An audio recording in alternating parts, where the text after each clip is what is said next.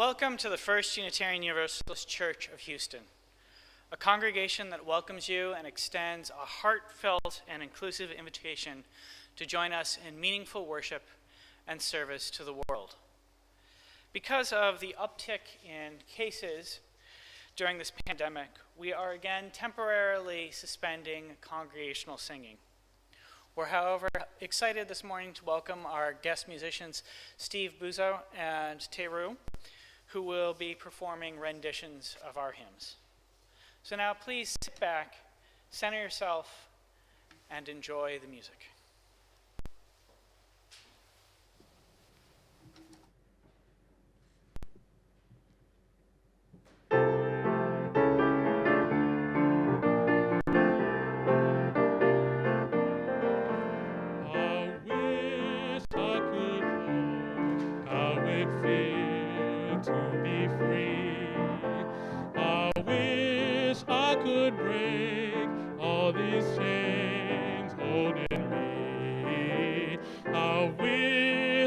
Could say all the things I could say. Say 'em loud, say 'em clear, for the whole world to hear. Say 'em loud, say 'em clear, for the whole world to hear. I wish I could share all the love in my heart. Remove all the bars that still keep us apart. I wish you could know what it means to be me. Then you'd see and agree everyone should be free. Then you'd see and agree everyone should be free. I wish I could give all I'm longing to give. I wish I could live like I'm longing to live. I wish I could do all the things I can do. Though I'm way overdue, I'd be starting anew. Though I'm way overdue, I'd be starting anew. I wish I could be like a bird in the sky. How sweet it would be if I found I could fly. I'd soar to the sun and look down at the sea. Then I'd sing 'cause I'd know how it feels to be free. Then I'd sing 'cause I'd know how it feels to be free.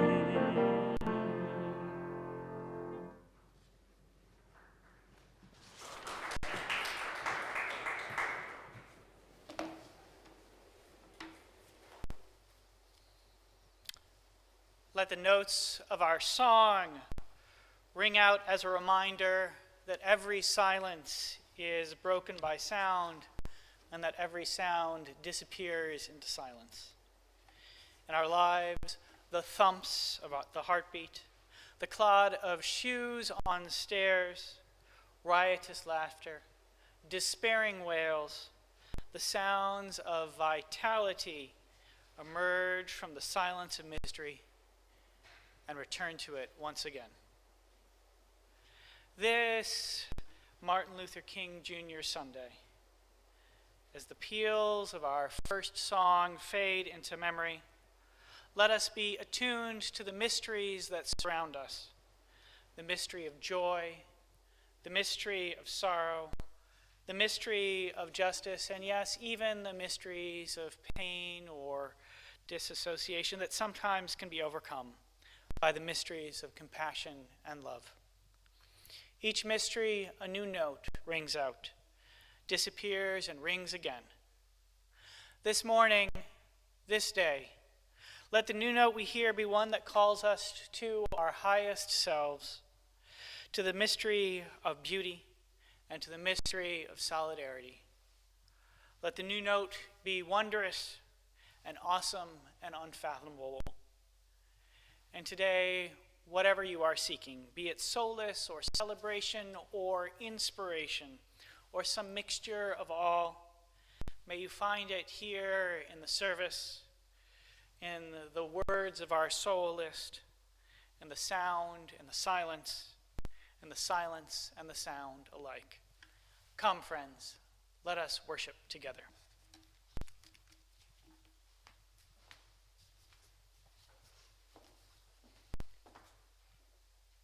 We invite you to recite the words in the order of service for the lighting of the chalice, and we'll do them in Spanish first and then English. Celebremos compartiendo nuestras vidas, enciendo esta luz. We kindle this light in celebration of the life we share.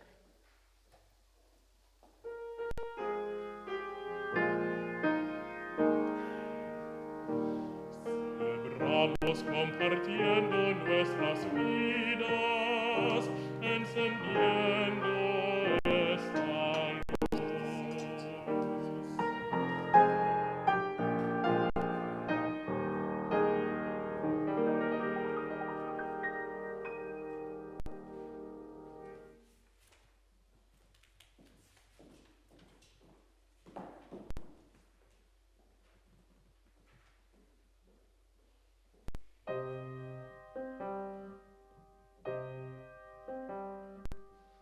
By the waters of Babylon, there we sat us down and wept. When we remembered thee, O Zion.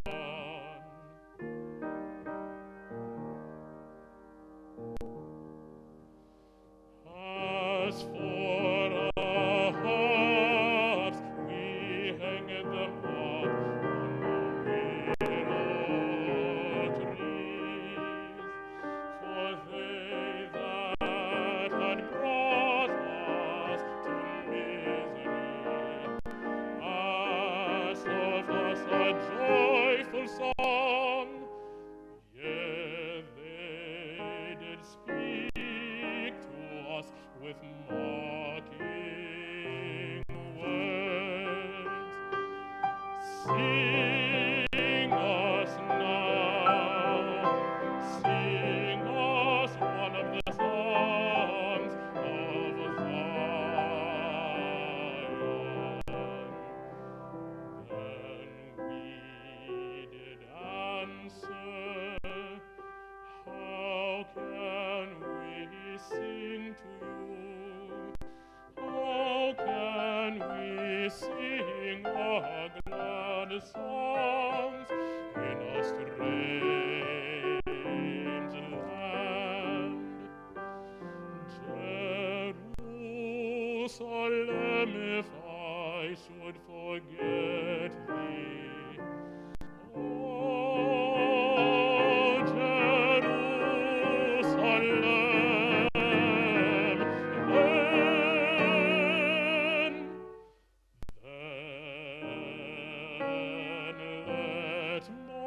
my right hand forget her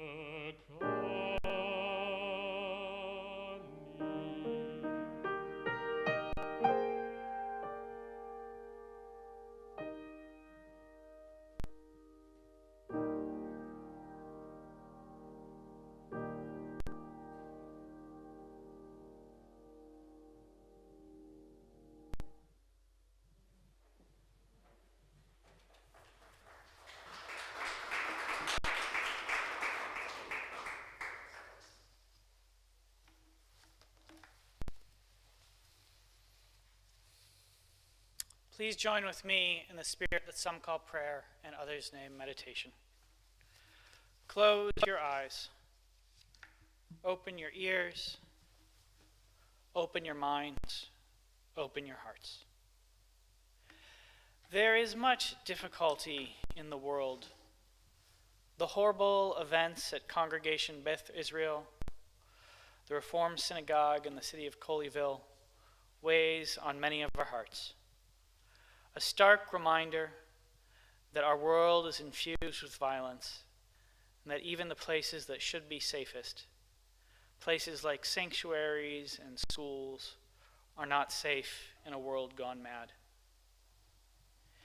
Even as we celebrate Dr. King, we are conscious that the difficulty of the world includes the crisis in the country's democracy, that the nation feels divided between those who feel unashamed by white supremacy and those who struggle for different visions. We are conscious that the difficulty of the world includes the plight of undocumented migrants, the climate crisis, the global assault on democracy, rising inequality. Yet, even as we are conscious of all these injustices that we are called to denounce, let us be conscious of the beauty that surrounds us. It announces that the new society, the beloved community, is already here with us. The beauty of children, the beauty of flowers, the beauty of friends coming together to articulate a higher vision, and the beauty of this congregation, devoted as best we can be to the inherent worth and dignity of all people, whether it lies latent or realized within each human heart. That we may always remember to announce the beauty of the world, even as we denounce injustice. I invite the congregation to say Amen. We now say aloud the names of those in our lives who we wish to celebrate or hold in our hearts in this into the sanctuary, into this great cloud of witnesses. Let us speak their names.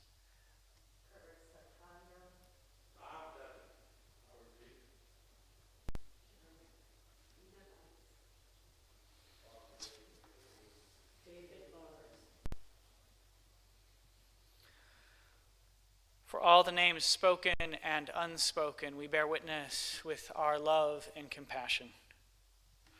We now have 2 minutes for silent meditation and prayer or reflection. In silence, we go deeper than words will ever take us.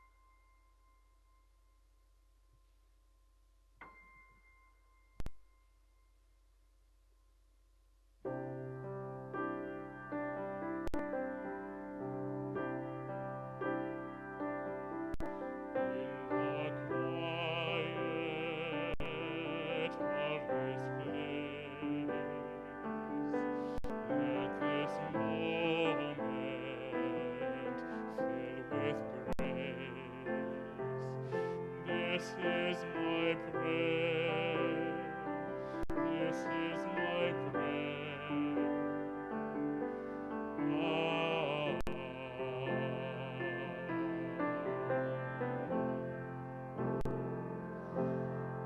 May the sense of mystery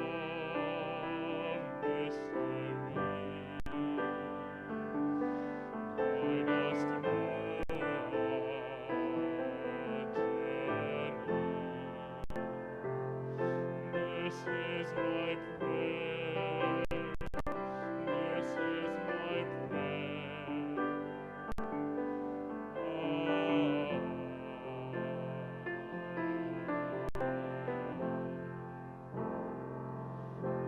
This is my prayer.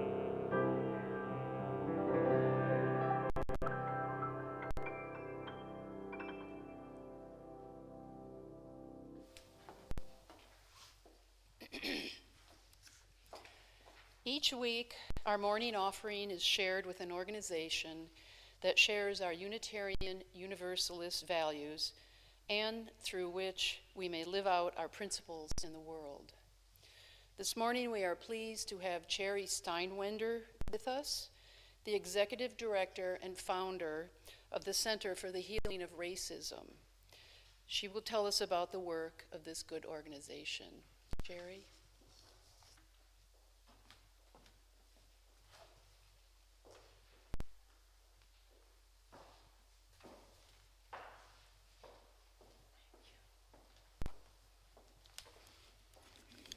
Good morning, all.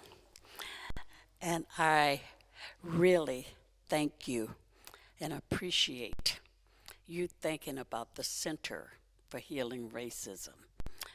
As I stand before you this morning, this is not my first time being in this space. And in fact, this is not the first time that the Unitarian Universalist Church have given their offering to the Center for Healing Racism. What I want you to know is that we have a long history. Your church was the first church that opened its doors in 1992 so that the center can educate people about the disease of ignorance, the disease of racism. Allowing people to know that getting sick wasn't your fault, but getting well is your responsibility. We not only conducted many programs, we also gave the Unitarian Universalist Church the Ally Award that is given to people that step up, to organizations that is actively involved in making life better for all of us. That plaque hung on the wall for years. I tried to see if it was there this morning, but I didn't find it. But you see, it's not only opening your doors for programs. For 2 years, our first office ever was on the second floor. And for 2 years, the work went out from the second floor of the First Unitarian Universalist Church. Since this is the month of January, 80 years ago that I was born, I think it's important for you to know these stories so that you will know the role that you have played when my voice is no longer able to speak. But you see, it's not just that. The Unitarian churches across this nation have embraced the work of the center, and I have traveled to many other locations. And I remember when I was in Boca Raton, Florida, at the Unitarian Church during a workshop, one of the congregants said, "Cherry, how would you like to do the sermon the next time you come to do another workshop?" And as I stood in front of the congregation in Boca Raton, Florida, my mind was trying to figure it out. Should I speak in a very humble, meek way like Mother Teresa, giving voice to the poor? Or should I speak like Reverend Jeremiah Wright, bringing down hell and Firestone? Or should I speak like the pastor of this church for so many years, Bob Chively? Should I speak like him with his intellectual way of giving a sermon? And when I was housed here, he would stop by my office and we would sit down and have very long, challenging talks. And after I looked at this, I figured out, no, I'm just going to be Jerry, because Jerry is good enough. And so I say to you that as you think about donating to this organization, which is 32 years old, an organization that you've always supported, and from the deepest part of my soul, I want to thank you as the executive director and one of the founding members.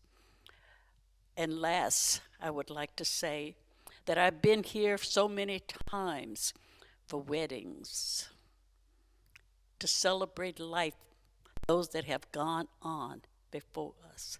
I've also taught the children's classes on Sunday mornings with a workshop called Bread is a Simple Food, teaching children about cultures. So I have quite a history. And I end this morning saying, in 1964, I met a man by the name of David Morris. David Morris, this white man, marched with Martin Luther King. He went to jail with Martin Luther King. This man had 4 children, and he educated his children about the connectedness, as Martin Luther King said, the interconnectedness of all human beings. This man, at 10 o'clock this morning in Jasper, Texas, will be laid to rest. And I just talked to his daughter last night, and she texted me this morning. So I want you to know about our history together. And again, I thank you. I think my 3 minutes is up. Somebody may get a hook and pull me off this.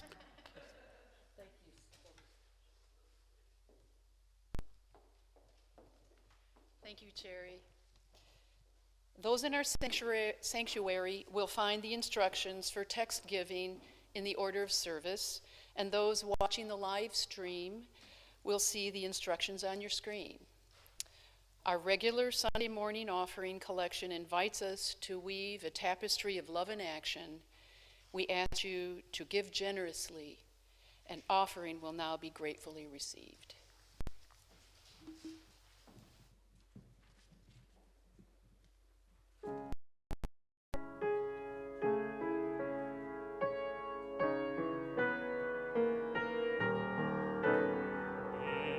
Because I had loved so deeply, because I had loved so long,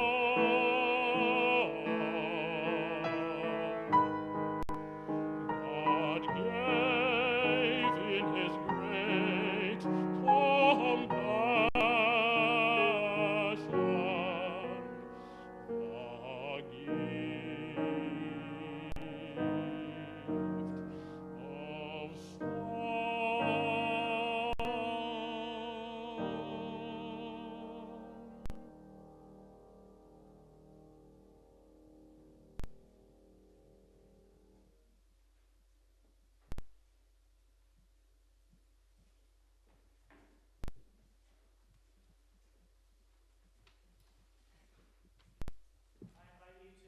With me in the words to dedicate our offering found in your order of service.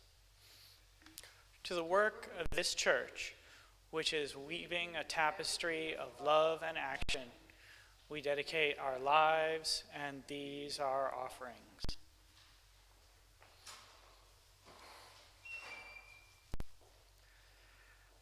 Our first reading this morning is from America Too is Going to Hell by Martin Luther King Jr., sermon that he was supposed to give the Sunday after he was assassinated, that he would have given if he had not been assassinated.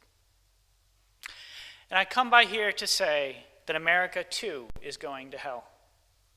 If we don't use her wealth, if America does not use her vast resources of wealth to end poverty, to make it possible for all God's children to have the basic necessities of life, she too will go to hell. I hear America through the historians years to come saying, we built gigantic buildings to kiss the sky. We built gargantuan bridges to span the seas. Through our spaceships, we were able to carve highways through the stratosphere. Through our airplanes, we were able to dwarf distance and place time in chains. Through our submarines, we are able to penetrate oceanic depths. But it seems that I can hear the God of the universe saying, even though you've done all that, I was hungry and you fed me not. I was naked and you clothed me not.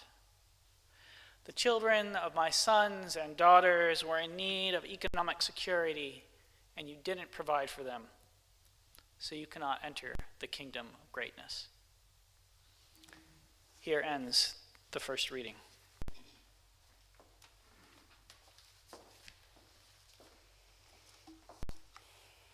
The second reading is titled All About Love, New Visions by Bell Hooks. Love redeems. Despite all the lovelessness that surrounds us, nothing has been able to block our longing for love, the intensity of our yearnings. The understanding that love redeems appears to be a resilient aspect of the heart's knowledge. The healing power of redemptive love lures us and calls us towards the possibility of healing. We cannot account for the presence of the heart's knowledge. Like all great mysteries, we are all mysteriously called to love, no matter the conditions of our lives, the degree of our depravity or despair. The persistence of this call gives us reason to hope. Without hope, we cannot return to love. Breaking our sense of isolation and opening up the window of opportunity, hope provides us with a reason to go forward. It is a practice of positive thinking. Renewing our faith in love's promise, hope is our covenant.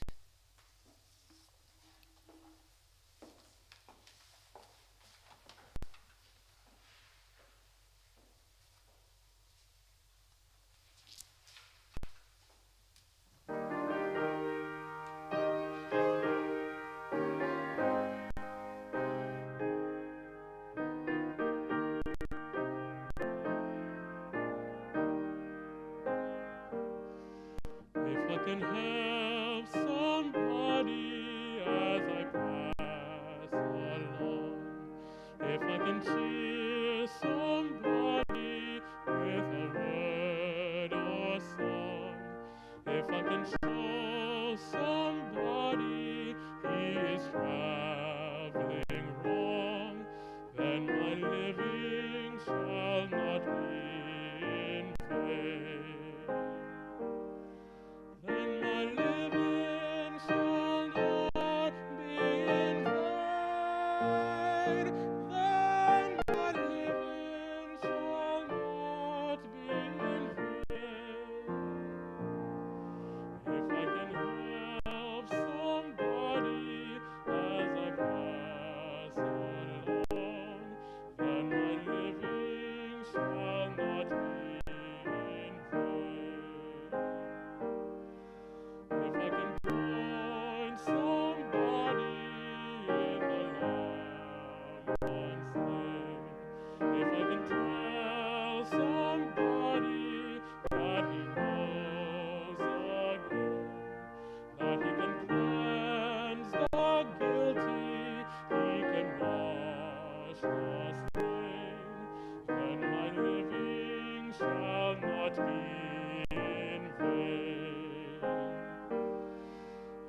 my living shall not be in vain.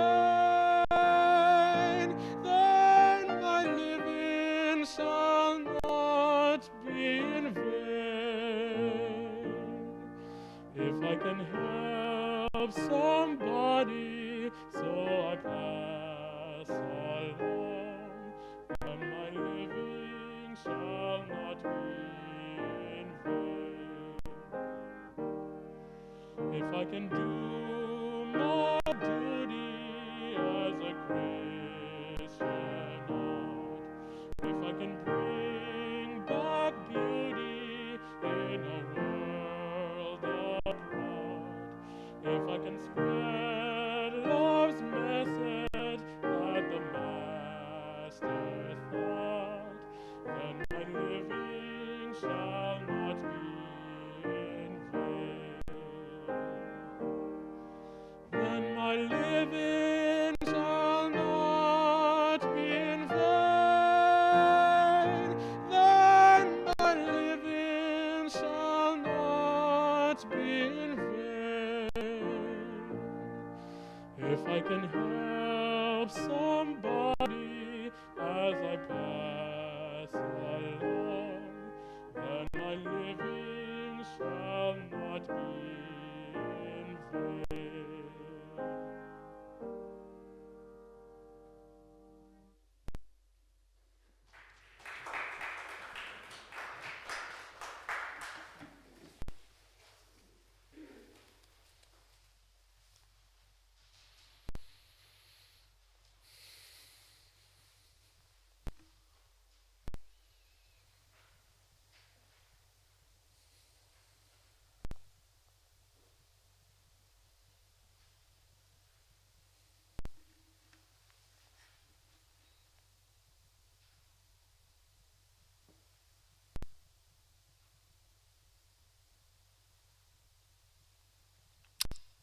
Struggling with Revolutionary Love.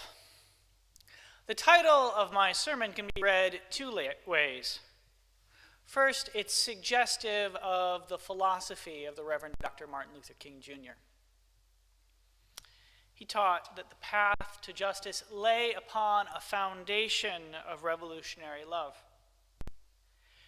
He sought to follow the wisdom of the one he called the Master, who, when he was crucified by hate, responded with aggressive love, who admonished his followers to love their enemies and to pray for them that despitefully used them, who instructed his disciples that only through creative love for their enemies could they be children of their Father in heaven, and who beseeched them to remember that love and forgiveness were absolute necessities for spiritual maturity. Living by this wisdom, King believed would allow the civil rights movement of his generation to overcome the obstacles of white supremacy, poverty, and war. It would empower workers in the vineyards of righteousness to raise their voices in a hymn, not just of "we shall overcome," but one day, eventually, in "we have overcome." It would create a revolution of values that erased the glaring contrast between poverty and wealth, inspired politicians to look at the world's dark and bloody battlefields and say of war, "This way of settling differences is not just." And it would prompt all people to lift our nation from the quicksand of racial injustice to the solid bedrock of brotherhood. That is the first interpretation of the sermon title, that we who are seekers of justice are called upon to proceed in our work rooted in revolutionary love. The second interpretation builds off of the first. Rather, however, than suggesting that we ground ourselves in revolutionary love, it suggests that we are struggling with the very idea of revolutionary love. Instead of we, perhaps I should say I'm struggling with the concept of revolutionary love. At this difficult and dangerous time in human history, in this difficult and dangerous time in the history of this country, in this moment of existential crisis, I find myself genuinely uncertain in the belief that the justice that I and so many others want to see come into being will be birthed through the process of revolutionary love, or birthed indeed at all. What about you? Do you find yourself questioning that the moral arc of the universe is long, but that it bends towards justice? Or that the force that bends it is the power of love? Struggling with revolutionary love. I'm struggling with revolutionary love this morning because today it seems almost sacrilegious to speak of the man who Nina Simone called the King of Love. We're watching his legacy and the legacy of the civil rights movement be erased here in the state of Texas and throughout the United States. We're watching his legacy be erased while politicians spew forth platitudes about the import of his life, the meaning of his philosophy, and the tragedy of his death. We're watching a national assault on voting rights by one of the major political parties, while, in the words of the journalist Robert Given, King has become inspiration, retort, rallying cry, and protective cover. The conservative rebuttal to concerns about systematic racism. King's name has been reduced to a love song for bootstrap individualism.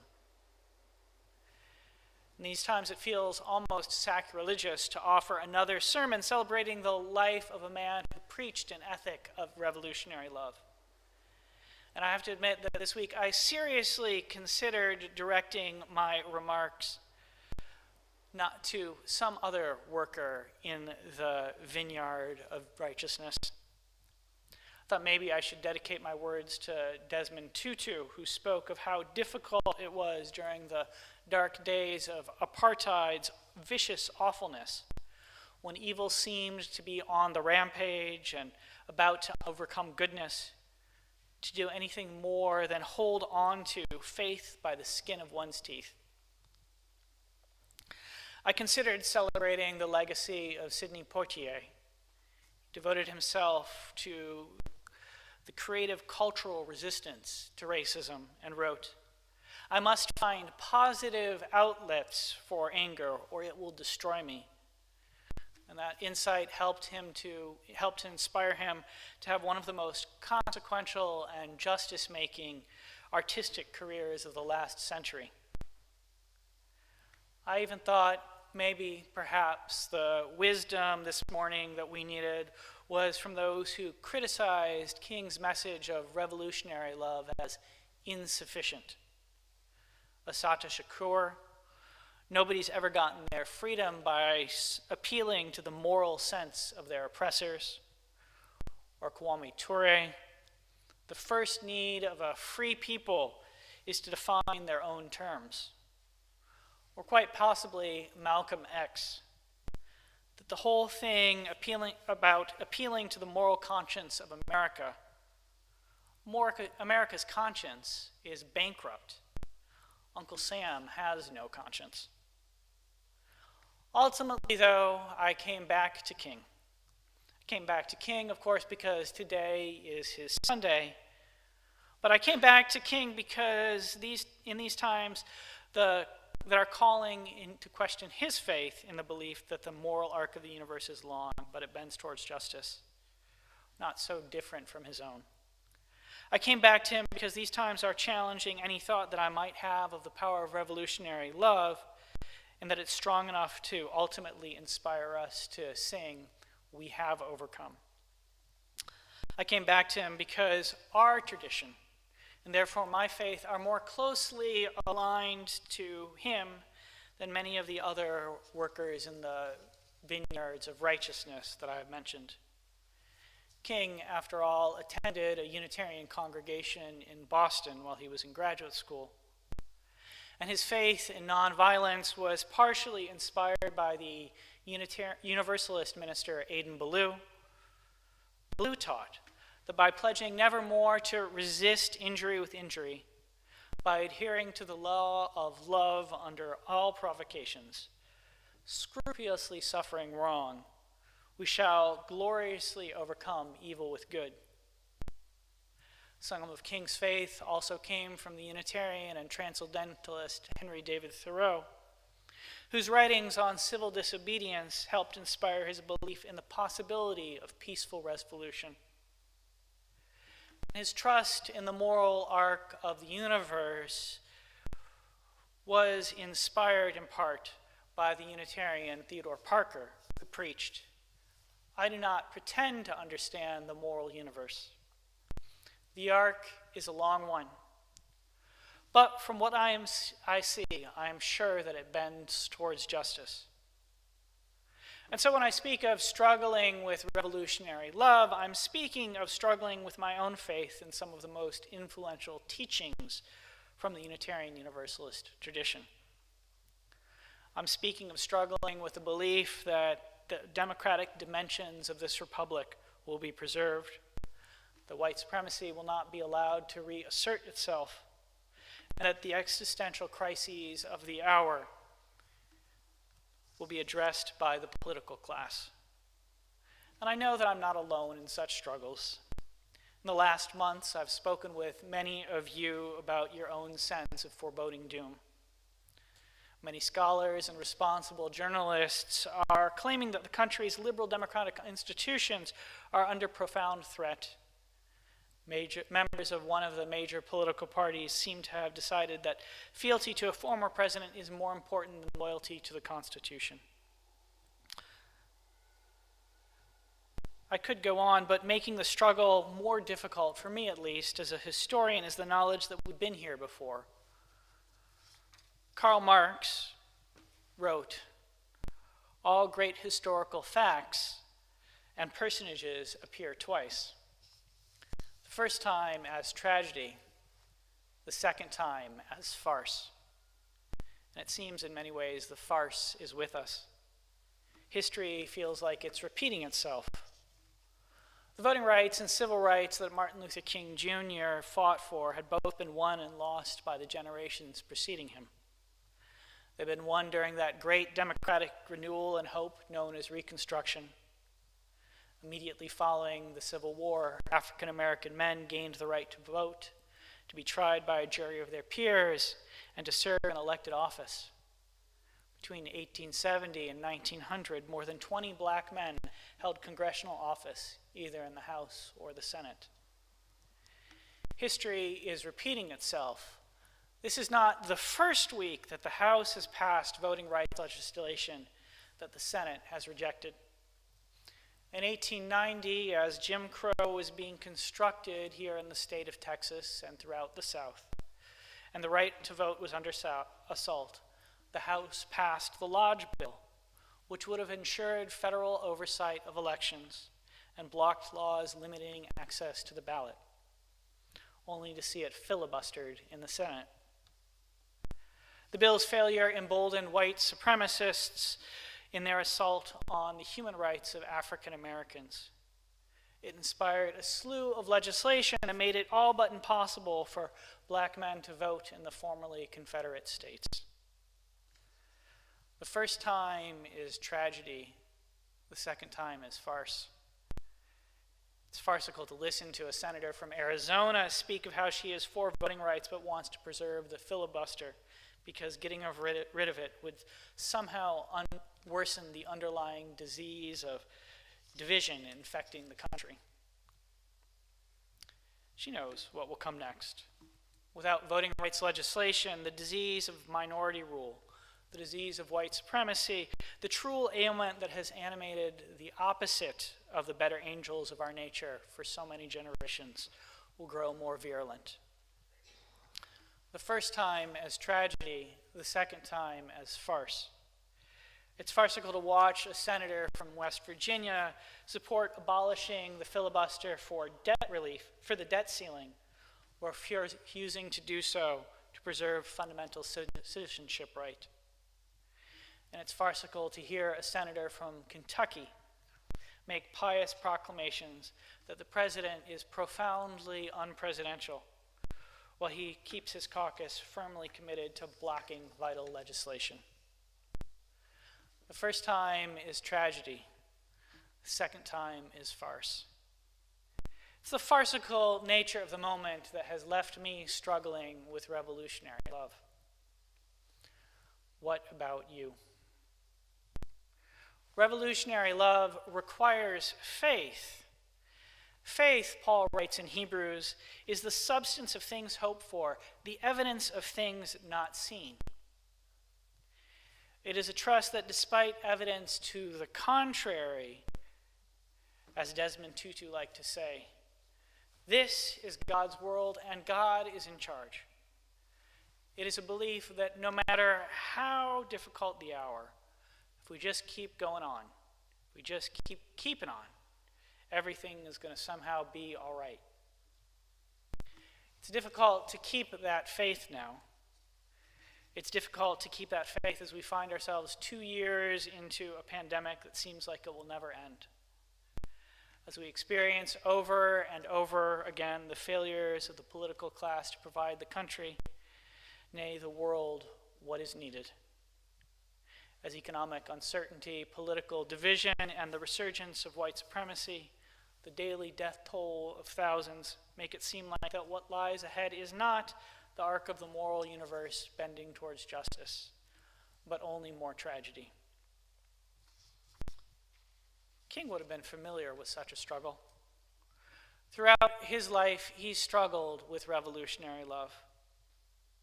His last public words may have been, "God's allowed me to go up to the mountaintop, and I've looked over and I have seen the promised land. I may not get there with you, but I want you to know that tonight we as a people will get to the promised land." But the sermon he intended to preach the Sunday immediately after that was titled, "America Too is Going to Hell." King wrote the sermon, but tragically never gave it. As a result, in the historical confusion that ensues, the title is sometimes rendered, "America May Go to Hell." But whatever title you pick, the words of the sermon are the words of someone who is struggling with his faith. They are the words of a worker in the vineyard of righteousness, in the vineyard of justice, who is trying to find evidence of things seen, unseen, and having a hard time finding it. Who is speaking like a prophet and denouncing a country that will spend billions on a physical infrastructure plan, but has little to offer the poor and impoverished. Who wonders what will happen to his beloved country if it does not change its course. Struggling with revolutionary love. From everything I know of his biography, I suspect that King struggled with revolutionary love in much the same way that many of us do. I suspect he wondered whether it actually had the capacity to transform the world and bend the moral arc of the universe. In his last year, he spoke more and more blisteringly about the wickedness of the United States. And in one sermon denouncing the war in Vietnam, he said, "It is just as evil to kill Vietnamese as it is to kill Americans, because they are all God's children." Struggling with revolutionary love. These last weeks I've been questioning whether or not revolutionary love provides the path forward. I've thought some about that question of faith. And what I have begun to ask myself is, faith is not evidence of things not seen, but rather evidence of things that have been seen. Let me attempt to explain. The prophetic impulse has long been generated between the creative tension of what ought to be and what is. The faithful prophet denounces the world and demands that it be improved according to a vision of justice, a vision of righteousness. They denounce what is lacking in the world and proclaim what is supposed to be. The challenge is that the world is always lacking what it should be. That challenge is something I experience when I watch that senator from Arizona or that senator from West Virginia or Kentucky. And I'm struck by the distance of what is between what is and what ought to be.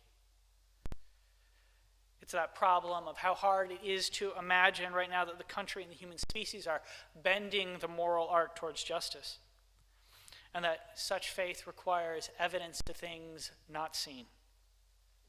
It almost feels like such a faith requires a willful form of blindness. I cry most days now, the British environmentalist George Monbiot wrote of our present situation. Perhaps such grief is what is required, and certainly making space for grief is needed in our lives.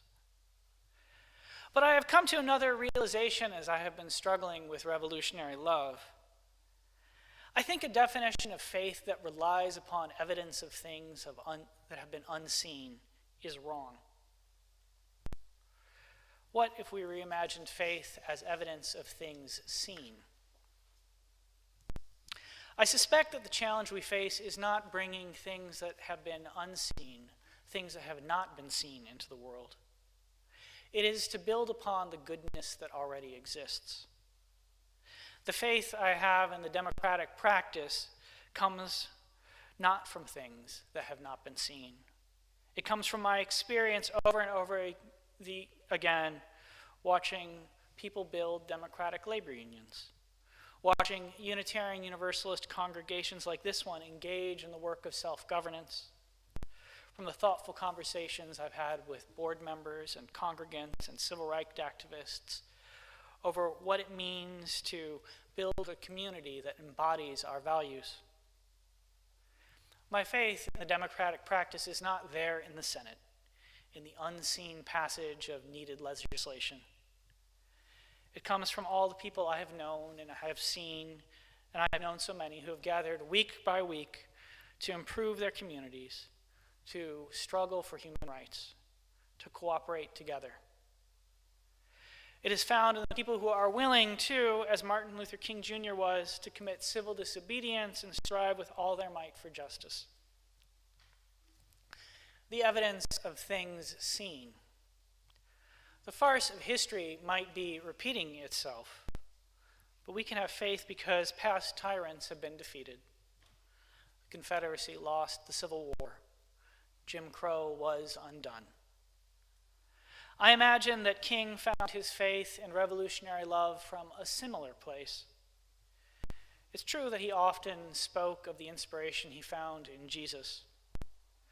But I believe that it is also true that he found hope in the love that surrounded him. We often lift him up as a solitary prophet.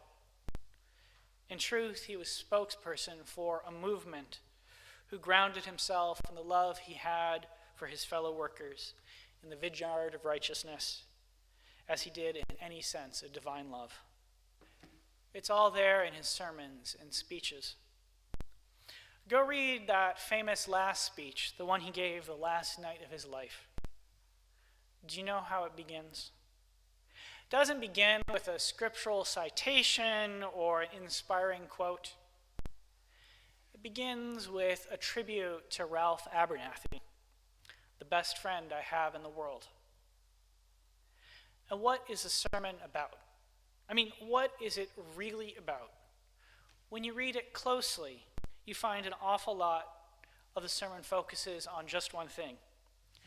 It's about the profound inspiration, the profound expression of revolutionary love he experienced from those he had spent so many years working alongside, and who is then again experiencing amongst the sanitation workers in Memphis, Tennessee.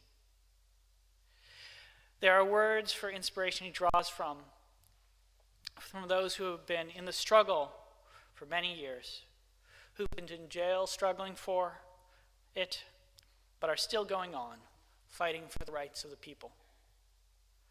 I get the sense that the sermon is less about faith in things unseen than faith in things seen. King has faith in revolutionary love because he felt its presence in his life throughout his time in the civil rights movement. Revolutionary love, I want to suggest, is less about the ought, how ought the world to be, and more about the is, the love that King had for his community and his community had for him. The question is not how to bring things unseen into being. It is how to lure more goodness of the goodness that already exists into being. This is why Bell Hooks, in her own reflections on revolutionary love, can claim, "Love redeems." We all need love, she knows. It's a fundamental impulse that we have as human beings. And when we find it in community, in friendship, in our family, in a romantic partner, we discover reason to hope. However revolutionary love begins, she taught, and King experienced, is in our everyday lives and relationships. It's found in our communities. Struggling with revolutionary love. Here is where I would like to leave the sermon. We can find the power we need, the force we need in these difficult times in the same place that King found so much of it, in and amongst ourselves, and growing in our hearts when we gather together, to struggle for justice, to care for each other, and to care for the world. May it be so. Amen.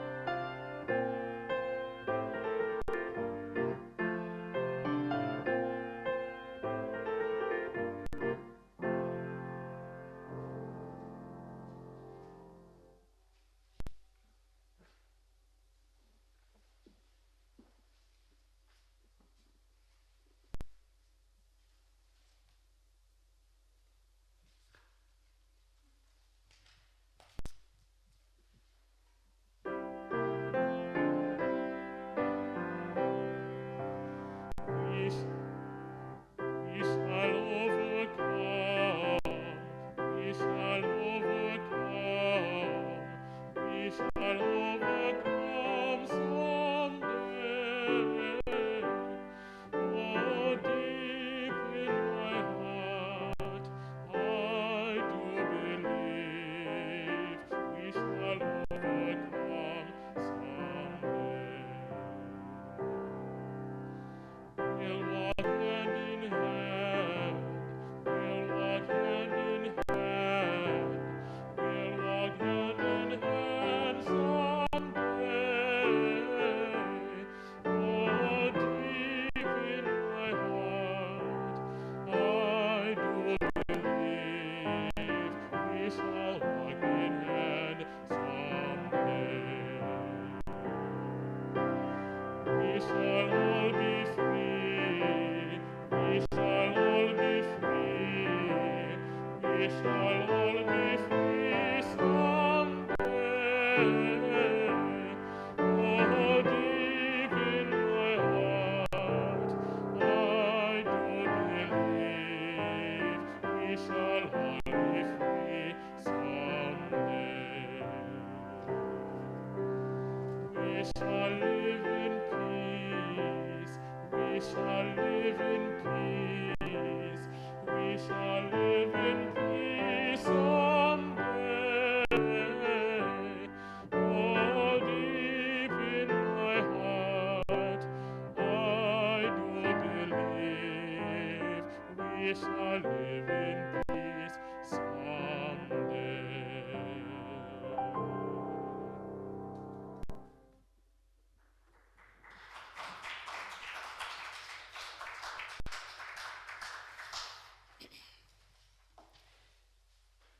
Please join with me in reciting the words in your order of service for extinguishing the chalice.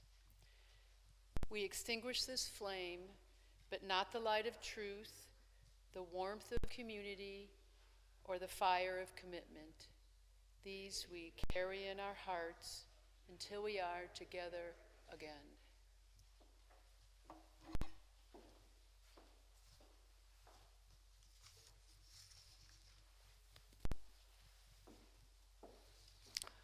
I close with the final words from Martin Luther King Jr.'s last unpublished, unpreached sermon. He simply wrote, "Walk together, children.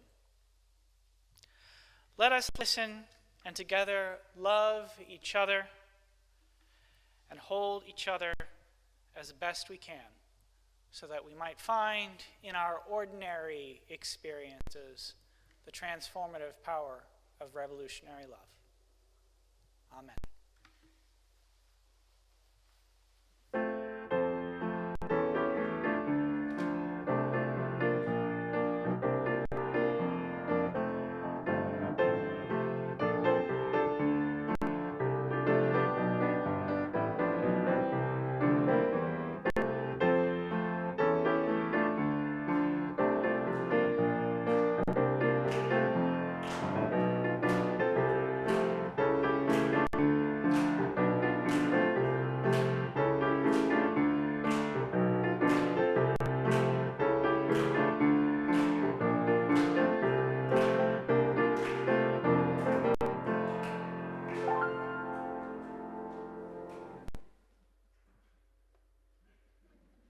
Thank you so much for watching our service today.